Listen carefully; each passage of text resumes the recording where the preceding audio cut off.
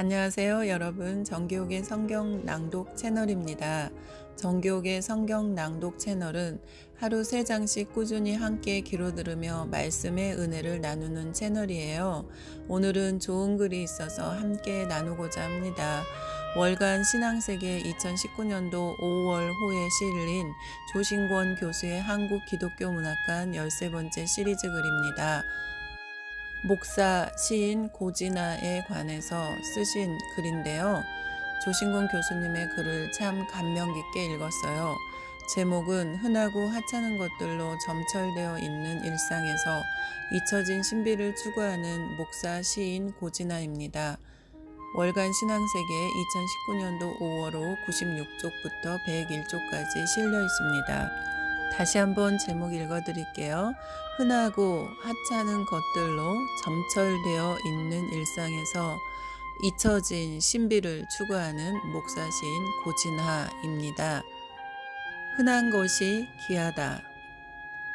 그대들이 잡초와 깔보는 풀들을 뜯어 오늘도 풋풋한 자연의 성찬을 즐겼으니 흔치 않는 걸 귀하게 여기는 그대들은 미각을 만족시키기 위해 숱한 맛집을 순례하듯 찾아다니지만 나는 밭두렁이나 길가에 핀 흔하디 흔한 풀들을 뜯어 거룩한 한 끼 식사를 해결했으니 신이 값없는 선물로 준 풀들을 뜯어 밥에 비벼 꼭꼭 씹어 먹었느니 흔치 않는 걸 귀하게 여기는 그대들이 개망초, 민들레, 질경이, 돌라리, 쇠비름, 토끼풀, 돌콩, 왕, 고들빼기, 우슬초, 비름나물 그 흔한 맛의 깊이를 어찌 알겠는가.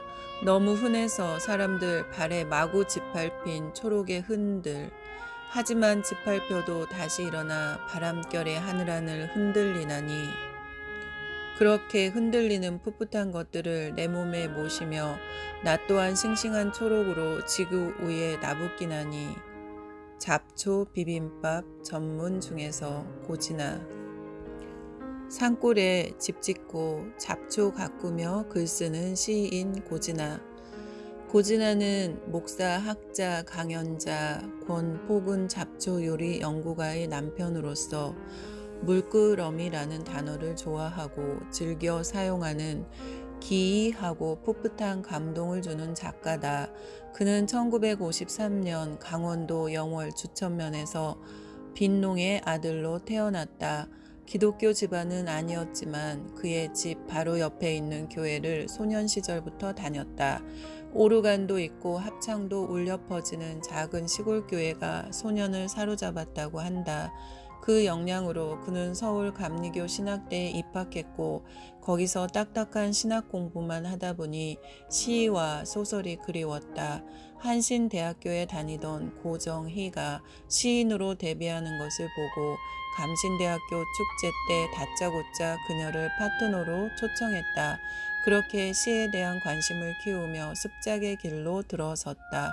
그는 감리교 신학대학교와 동대학원을 졸업했고 숭실대학교 문해창작학과 겸임 교수를 지냈다. 1987년 세계의 문학으로 등단했고 홍천 서면 동막교회를 맡아 산골로 들어갔으며 1992년엔 강릉 사천제일교회의 담임 목사로 갔다. 교회도 사택도 조립식 건물이었지만 뒤로는 대관령, 앞으로는 동해가 펼쳐지는 언덕에 살며 행복했다고 한다. 지금은 강원도 원주에 있는 명봉산 자락에 자리 잡은 낡은 한옥에 불편당이라는 당호를 붙이고 불편을 즐기며 모월산인이라는 필명으로 시를 비롯한 여러 장르의 글을 쓰며 한살림 교회를 목회하고 있다. 이 교회는 건물이 없고 그가 거주하는 원주 지역의 카페를 빌려 예배를 드리는 가정 목회지다. 시집으로 지금 남은 자들의 골짜기엔 프란체스코의 새들, 우주 배꼽, 호랑나비 돛배, 얼음수도원, 꽃 먹는 소, 수탉, 명랑의 둘레 등이 있고 지은 책으로 나무 신부님과 누의 성자, 목사 고진아의 모험 이야기.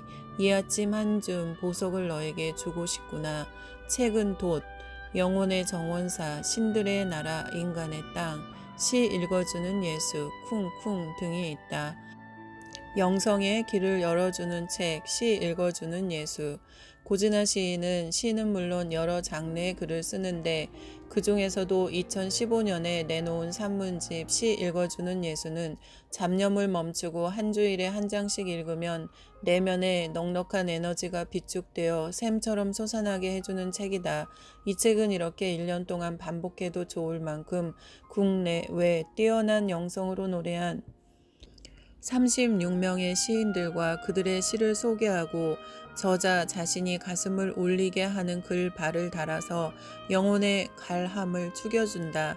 고진아 목사는 이 책 여러 곳에서 우리 인간이 먹고 살아가는 1차원적인 현실에 묶여있지 말고 그 현실 너머를 볼 수 있는 새로운 눈을 떠야 하고 신비와 경이로 들려오는 부드러운 소리를 들을 수 있는 영성의 귀가 열려야 한다고 말한다. 현대인들은 마치 한 오락이 빛도 들지 않는 동굴에 사는 눈먼 생물처럼 어둠에 갇혀 어두운 생활을 하고 있다. 이런 우준 목매한 자리에 앉아 잠만 자고 있는 상태에서 벗어나야만 삶의 아름다운 지평선 너머를 내어다볼 수 있다는 것이다. 고진아 시 읽어주는 예수 304에서 305쪽. 그런데 현대인들은 안이한 생각에 사로잡히고 나태한 숲속에 젖고 익숙해져서 밖에 있는 것으로만 움직이려 하지 안에 있는 것으로 움직이려 하지 않는다. 그래서 믿는 사람이든 안 믿는 사람이든 우리의 영적인 성장이 멈췄고 영적 장애의 상태를 살아간다. 아프리카를 탐험한 한 남자의 다음과 같은 이야기를 들으면 몽롱하게 눈을 감고 살아가는 우리 가슴을 강타해 눈을 번쩍 뜨게 해줄 것이다. 남자는 정글 여정을 서두르고 있었습니다. 그에게는 짐꾼 서너 명이 함께 걷고 있었지요. 아프리카 토박이들이었어요. 그들은 사흘 동안 쉬지 않고 걸어갔습니다. 그런데 사흘째 되던 날 이 토박이들은 털썩 주저앉아 움직이려 하지 않았습니다. 그 남자는 아프리카인들에게 서둘러 줄 것을 설득하려 했지만 아무 소용이 없었습니다. 마침내 그들에게 움직이지 않으려는 이유를 말해보라고 다그치자 그들 중에 한 사람이 대답했습니다. 우리는 이곳까지 너무 빨리 달려왔습니다. 이제 우리 영혼이 우리를 따라올 시간을 주기 위해 기다려야만 합니다. 시 읽어주는 예수 고진아 책 306쪽. 이 이야기가 주는 교훈은 우리가 너무 분주한 생활에 끌리다 보면 자기 영혼을 돌보는 일을 놓칠 수 있다는 것이다. 이제는 그동안 무시했던 우리 자신과 다시 만나야 하는데 그것은 고진하의 말에 따르면 금광을 찾는 것처럼 깊이 파고 들어가 잊힌 신비를 캐내서 곁에 두고 가까이 하는 것을 말한다. 이를 두고 고진아 시인은 이렇게 말한다. 잊힌 신비 곧 우리 존재의 원천이신 하나님과 만날 때 우리는 길나설 힘을 얻을 수 있으니 우리 영혼의 스승 예수도 그렇게 하신 흔적을 뚜렷이 보여주고 있지 않습니까? 수많은 무리와 함께 있다가도 홀연 무리를 빠져나와 홀로 산에 들어가곤 하셨지요. 그때 산은 당신이 하나님을 독대할 성소였겠지요. 그런 깊은 독대 속에서 한 방울 이슬의 새벽빛이 스며 영롱하게 반짝이듯 자신의 숨결 속에 스미는 하나님의 현존을 생생하게 느끼실 수 있었겠지요. 하나님의 생생한 현존은 그분이 새로운 하루를 열어갈 생동하는 기운이었을 것입니다. 시 읽어주는 예수 중에서 306쪽. 오늘 우리는 1차원적인 현실적 욕구에만 매달리지 말고 그분과 대면할 마음의 성소를 마련하여야 한다. 우리 영혼이 지치고 무력해질 때 우리는 그 성소에 들어가 주옥과도 같은 시를 읽어주는 예수를 만나야 한다. 이때 경청한 마음을 울리는 그 감동이 내적인 에너지가 되어 닫힌 문을 열 수 있게 한다. 이렇게 마음을 열어 그 속에 비축된 에너지를 끄집어내 쓸 수 있는 사람은 온갖 위험과 증오가 부글부글 끓는 가운데서도 소박한 위로를 받게 될 것이다. 흔한 것을 소중하게 보는 세계관. 우리의 일상은 흔하고 하찮은 것들로 점철되어 있는 그런 세계다. 길가 풀잎에 맺힌 영롱한 이슬방울은 흔히 볼 수 있는 하찮은 것이다.